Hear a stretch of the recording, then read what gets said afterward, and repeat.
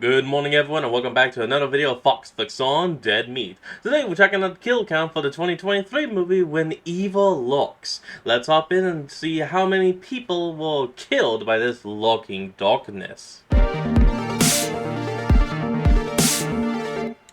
Welcome to the kill count, where we tally up the victims and all That was a little strange. I don't think I'll edit that out. our favorite horror movies and show you how they were made. I'm James Hey, A. James Denise, A. and today Denise. we're looking at When Evil Lurks, a Spanish-language Argentinian film from 2023. When Evil Lurks comes from writer-director Damien Rugna, the filmmaker behind 2017's Terrified. It follows a pair of rural brothers as they navigate an outbreak of demonic possession. It's pretty unique among possession films by eschewing religion entirely. La iglesia murieron, doña. Instead, this demonic infestation is akin to a viral pandemic. As such, there are protocols in place that are supposed to manage and contain possessions, but people's Like burning the unwillingness to body. follow those rules causes things to continually spiral out of control. It sets the evil of demonic possession against the real-life evil of local politics and apathetic disbelief. There are a lot of parallels between the movie's infestation and COVID, but Rugna had a different inspiration. The health issues arising out of widespread pesticide use in Argentina, often by landowners who don't even live in the country. The movie works on both levels, as well as many others, some of which I'll undoubtedly miss. As with most foreign language films, my caveat for this episode is that I might fall short with cultural insights or pronunciations. Apologies in advance. When Evil It's Lurks gonna tells a happen. fairly intimate story, but feels much bigger thanks to its world building, which is drip-fed over the course of the story. It keeps you engaged as you piece things together, thanks largely to the phenomenal cast. Ezequiel Rodriguez in particular is a powerful lead as an absentee father with a complicated past. Plus, Aw. dude, the gore in this movie is hard to beat. There's so much of it, all of That's it a hand. gnarly and practical. body. There are kills in here you have to Okay, correction, not a body, that's just legs. see to believe, including one that took home Best Kill at the Dead Meat Horror Awards. In fact, When Evil Lurks won all 4 of its nominated categories. Our fans started damn. calling it When Evil Sweeps. But that doesn't matter to YouTube, who can't appreciate good gore or intelligent social commentary. Now, normally, this is Aw. where I'd say we had to censor the hell out of things, and that you should hit up our $1 a month Patreon tier for the uncensored gore. But here's the thing. Between the possessed self-harm and graphic violence done to kids, I don't want to have to butcher this movie enough to get it past YouTube guidelines. So this video is almost certainly already age restricted. And yeah, that's probably gonna hurt views and take away all our ad revenue, but I'll take those hits for this film. I can't do It's that gonna all happen. the time, but in this case, it's better than trying to hide how fucked up this movie is. Because it 1 out is of fucked 10. up in a beautiful way. It doesn't conform to the usual rules of the genre, and we need that sometimes. Horror movies would be boring if nobody ever colored outside the lines. Can this family unit survive?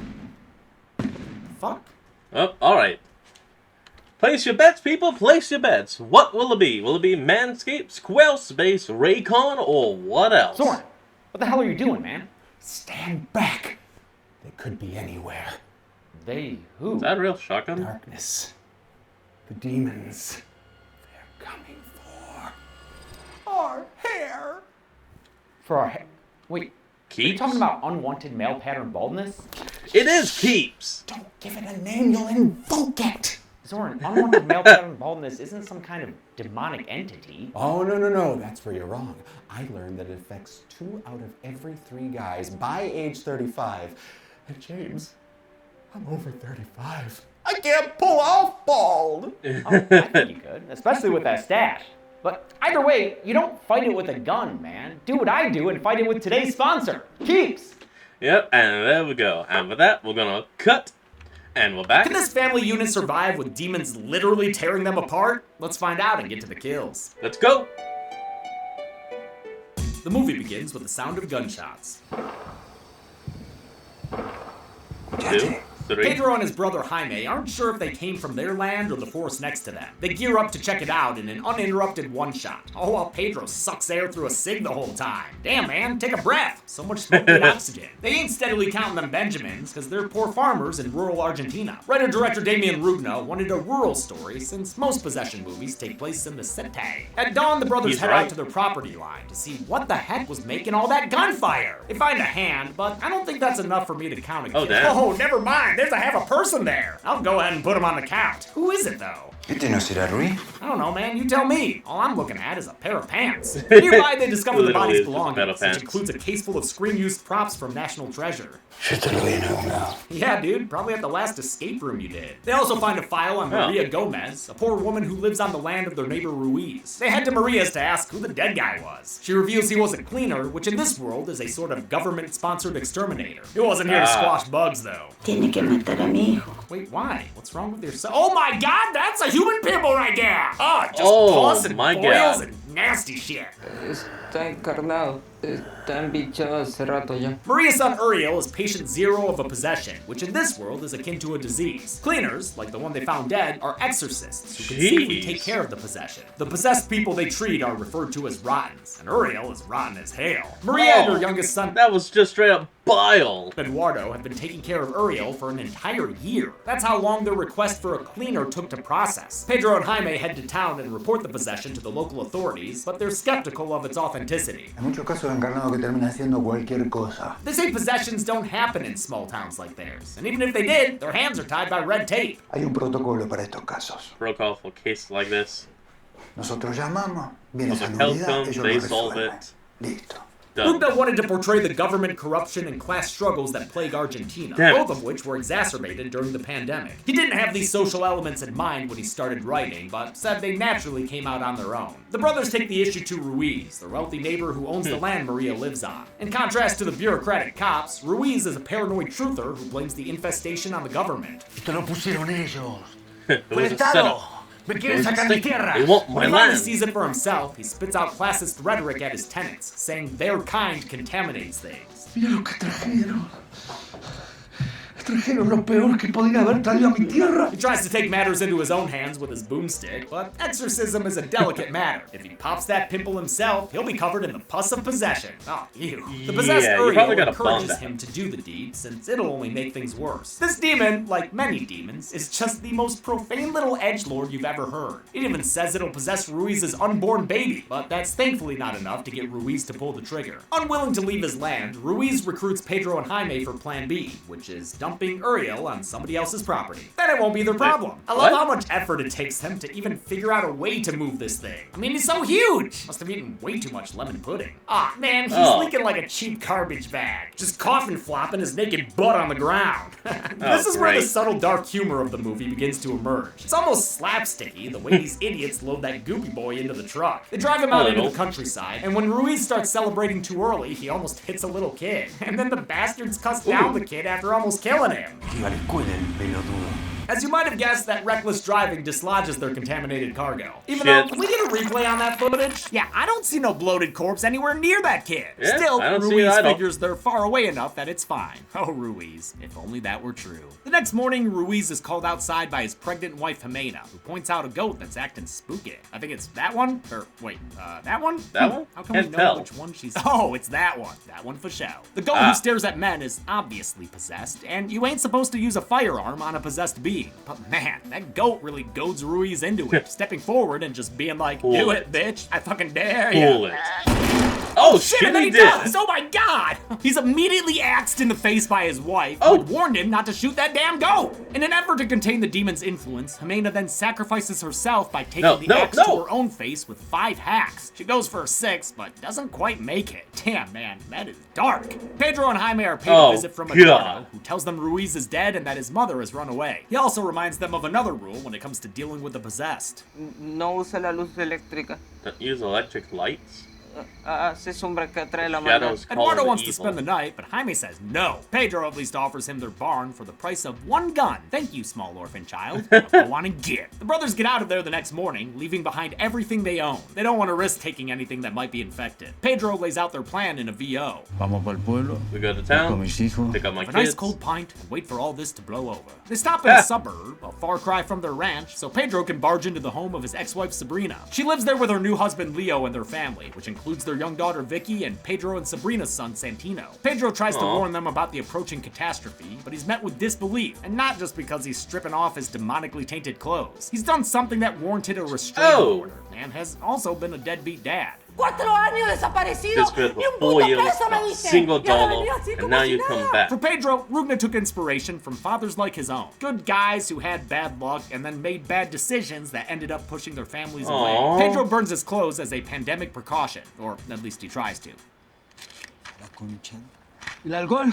Oh, thanks, Alcohol? Leo. I'll go down. Problem is, we saw the family's dog Roger sniffing through that laundry before he burned it. We've learned that animals are the first to be affected, so this whole time we're just waiting for something bad to happen while They're these gonna people shoot the scream dog. at each other. We already saw a clip of that. There it goes In after one the of the kids. most shocking kills I've ever Oh seen, my God. Roger goes full Cujo on Oh, Vicky shit. and treats her like a chew toy. Oh. It is brutal to watch as this dog drags the kid's body out the door and Oh, takes no. to the streets. Leo chases after the dog and Pedro chases after Leo. He knows it's already too late. He's about to be the white picket fences of hell. He doubles back to the house to pick up Jair, his oldest son. Jair's Oh, damn autistic and needs a good amount of coaxing just to get downstairs. Leo returns to get his gun, which Pedro warns him against using. ¡No van a buscar un perro! You won't ¡Va a find the buscar un dog. demonio! Find He doesn't the listen demon. though, and when Pedro catches back up with him, he's already shooting Roger, dooming this neighborhood to another outbreak of possession. Roger is a And there French it goes. Mastiff, which Rugna wanted since it's not the typical dangerous dog breed in media like a Rottweiler. Problem was, their dog actor was so passive and lazy, it was almost impossible to train. Pedro Aw. gets back and discovers Vicky has returned as well, seemingly unharmed, even though she was just a squeaky toy a few minutes ago. While he recognizes demon. her as the That a creepy demon. horror movie kid she is, Sabrina's just happy to have her daughter back, even when she starts talking all cryptic. Que papi va a venir a casa He's already en home. el auto y ¡pum! Pedro bundles his sons into Uh-oh. the family car. Before they can escape, Pedro watches Sabrina get killed when Leo slams her into the side of the house in his truck, fulfilling his daughter's jeez. prophecy. His fucked up little daughter. Look at her dance. And I don't know if I should go by infected rules or what for this count, but I will I would go with infected rules just to be safe. add Leo right now, since he seems to have completed his crossover to the dark side. Pedro and his boys flee the scene and join up with Jaime, who's been picking up their mother Sarah. She's happy to see the family back together, but is skeptical of their claims about a rotten. Estamos muy lejos para que pase algo así acá. Too far away for Esas that to happen. cosas pasan en las Everything happens ciudades. in Man, cities. every goddamn Yeah. person they meet is It in can happen denial. anywhere. Estamos en el culo del mundo. ¿Cómo va a aparecer un encarnado por acá? It's analogous to real-world diseases and the way people think they just can't happen to them. This is Santino's first time hearing about a rotten, so Granny launches into exposition mode. True to her skepticism, she tells it like a ghost story. She explains that demons possess the minds of rottens before using their bodies to give birth to their physical form. To avoid getting infected, there are 7 rules to follow, like not Oh, that must be like why that other guy was like so big and bloated. He was literally just about to go wrong with demon. using electricity and avoiding animals. There's even a song to help you remember what these demons are all about. Ooh, I hope it's as catchy as Freddy's Jump Rope song. Se meten en tu cuerpo, te infectan la Yeah, the body mente, infects te your roban mind. lo más It's the preciado most de tu valuable things in your vida. life. Oh, it's not. The other rules include not harming rottens, especially with a firearm, and not saying the name of the evil inside them. Lucifer, Azrael, Mamá. Belfegor. Paimon, No. Pazuzu, Pacino. Ah, shit, now you got me doing it. Grandma forgets what the 7th rule is, but I mean, there are so many demons. You never know which is inside which. it's fine. I'm sure it's not Literally. important or anything. The way characters respond to these guidelines echo human behavior during times of crisis. Rules take effort and self-control to follow, but since people are greedy, lazy, or impulsive, they end up breaking them. Rugna wanted to make sure the rules were explained in a way that felt natural, opting against cliches like dumping them all at the beginning via TV or a newspaper. While Etta stopped trying to buy Jair an ice cream treat, Sarah gets a call from a conspicuously alive okay. Sabrina. Pedro takes the call and is subjected to demonic vitriol. Sabrina says his sons hate him and that he's a little man. Por eso te Break that phone. infiel. Por eso tuve que ir y revolcarme Break that phone. Ha! Classic demon shit. She also implies he wanted to get rid of Jair because of his disability. Poor kid's having a hard time right now. Probably because they're letting him sit there with sticky fingers. With no money or Aw. belongings to get them to a city, Jaime takes them to a remote cottage instead. This is the home of Mirta, an old flame of Jaime's who agrees to let them hunker down with her. She's paranoid of possessions enough to not have electricity. She also suspects Jair may be okay. possessed. Ya vi esto antes en autistas. Se meten en su cuerpo, Oh, pero no what pueden the- descifrar su mente. And They the tell her body that's a has pretty to get fucked up mine. thing to say, lady. Actually, that could be, moving on. It's just like this. Jair refuses to leave the car, probably because Mirta's so rude, so Pedro spends the night with him and gets a glimpse at his artwork. Later in the night, they get a visitor, and it ain't Nick Cave. Don't be fooled by that red right hand. Nope. Sarah wakes up to find Sabrina. Santino in the arms of a possessed Sabrina. Vine a buscar a mis hijos. Porque mis hijos me necesitan. Pedro is roused from his crap. sleep and finds his ex-living ex-wife upstairs. Santino only has time to say his dad's name before Sabrina's straight outie this bitch. Bye! No! The brothers want to chase after her, but Mirta holds them off. As it turns out, she's a former cleaner herself, who knows a thing or two about rottens. Things like the 7th rule, which is to not feel fear. Ella no hubiese venido hasta acá si usted no tuviese miedo de que ella venga a llevarse sus hijos. Oh, well, that would have been good to know earlier, okay. Mom! Mirta explains that these demons manipulate and feed on fear, which is why Pedro can't go after Santino. Su miedo a perderlo va a ayudar al demonio. The current chaos they're experiencing is part of the Rotten's birthing process, a period of time before the gestating demon can take on a physical form. To stop that from happening, they're gonna have to go to the source, meaning Uriel, you know, human pimple guy. That's easier said than done, since these two dinguses lost him in the middle of nowhere. Qué imbéciles que son. Yeah, that's kind of their thing. They split up, with Jaime going after Sabrina, and Pedro taking Mirta to the area they dumped Uriel's body. During their drive, Mirta reveals her backstory. She and her husband were con artists running a fraudulent church 12 years ago, before the outbreak of Rottens ruined that gig. Dios murió.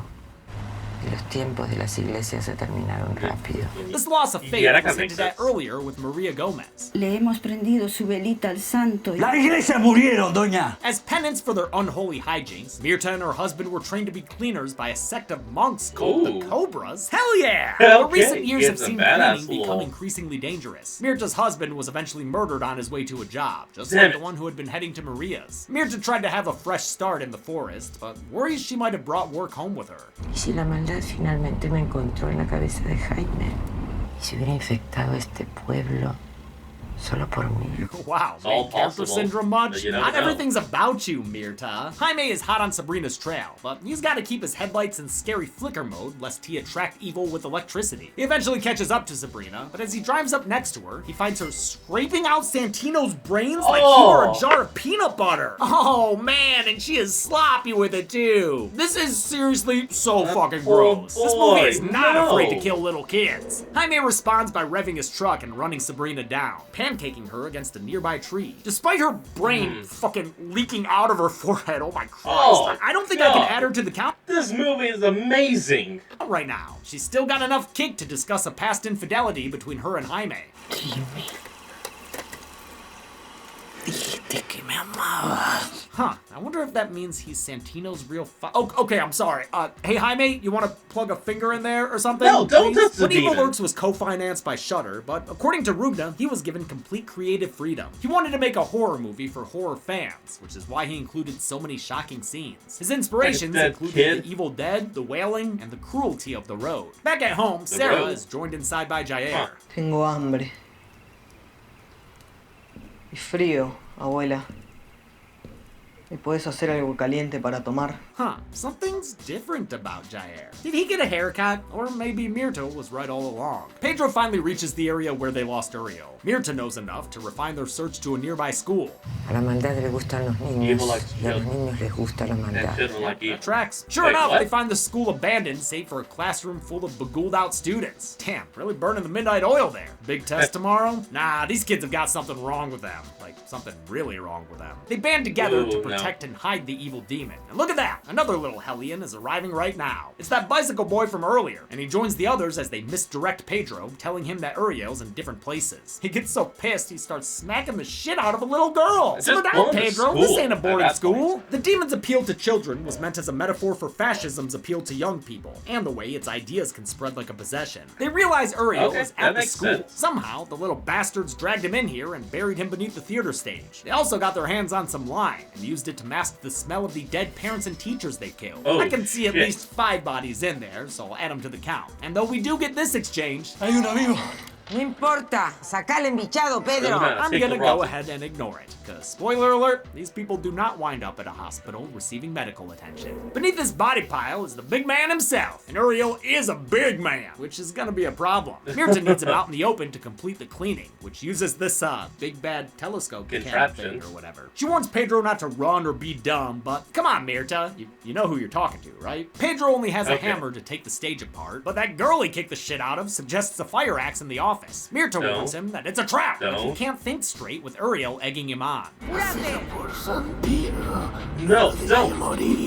Todavía lo puedes. Don't listen to the The demon! mass of Uriel was achieved through a combo of puppetry and post-production tweaking. The large puppet had 4 people inside the body, using pipes to control his movement and pumping out liquids. Oh, The face was replaced disgusting. with VFX. The puppet was created by effects artist Marcos Berta, who previously worked with on Terrified, where he made that fucking nightmare child with a glass of milk. Berta also created a super realistic Ruiz puppet that was used for the axe hacking scene. His excellent work won him a prime rib for best practical effects, which he actually has listed on his website. Oh man, that's so fucking cool to see. Uriel reveals that Pedro nearly killed his kids while trying to kill himself some time ago. That's why Sabrina had a restraining order against him. We've been getting hints about the incident all movie. ¿Ese es tu hermano el que tapó la salida de la Oh, the estufa? Kira outtake. Eso es todo un invento de caquera a la mujer para quedarse con los nenes. Unable to battle his own demons, Sure, let alone whatever. this big nasty one, Pedro does the dumb thing and leaves to Nope, get the nope, axe. nope, Predictably, nope. the trap is a trap, and Pedro gets locked inside the office. God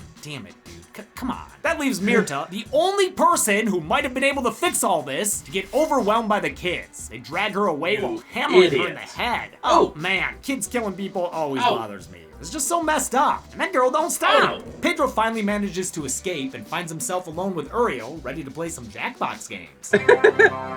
He does look like the bald guy from Desperation grabs Jackbox. Mirta's equipment and plays some unholy whack-a-mole, caving in Uriel's head as the rotten laughs. I don't think that's how that tool's meant to be used. No, While probably Uriel's not. physical form can be added to the count, Pedro didn't kill the demon inside of him. He can only sit by as it climbs out of the corpse, taking on the form of a bloody child. The gloopy red demon Crap. face spares Pedro, giving him a Lion King mark that probably means something like, thanks for being a dumbass, dude. Regulations in Argentina forbade kids from having blood on them. So the child born out of the rotten was actually painted blue and turned red in post. Other child labor laws meant they could only shoot with the kid actors 4 hours a day, a few days a week. They also tried to keep the blood and special effects away from them, and used puppets for any scenes with kid corpses, of which there are many. With its impressionable fan club of kids, the demon heads off into the rising sun, bringing life to the picture Jair drew. Not sure what implications this has for, like, the world, but the next morning, the brothers have an emotional reunion. They head back home where Pedro washes off the night's events, although he can't rid himself of that damned mark of the beast.